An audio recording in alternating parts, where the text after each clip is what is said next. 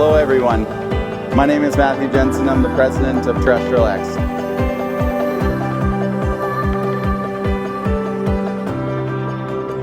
A few years ago during COVID, we had some issues, the supply chain issues, getting parts for the energy sector, compression, power generation, so on and so forth. So during that time, we started dabbling into 3D printing additive, essentially to try to figure out where we could fix this issue with on-demand manufacturing. With all the research and stuff that we did, we ended up finding that the INTAMSYS 610 HT was the machine to make successful engineered products, especially with peak GF, peak CF, all those high temperature applications fit really well into natural gas compression sector, and that's where we essentially started. And then we started out in a 14,000 square foot facility, and then we expanded to a 32,000 square foot facility.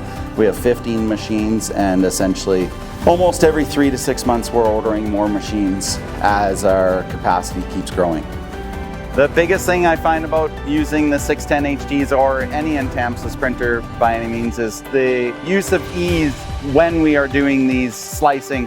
The other really good thing about the 610, especially, as you can see behind me, the large build volume. That gives us the ability to nest multiple parts into one shot to lower our costs for our customers. The nice thing about it is we can print very complex parts and be able to get that support removal out of there.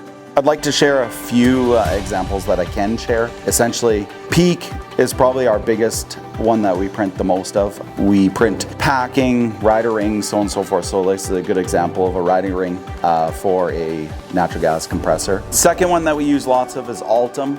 It's a relatively inexpensive material compared to Peak. So we use that lots with tooling, jigs and fixtures, molds, so on and so forth. Very strong, rigid parts with the reduced cost of Peak. So the third example that we have is for the medical field. We do quite a bit of essentially tooling for doctors or pre-surgical planning to be able to hold certain instruments, so on and so forth.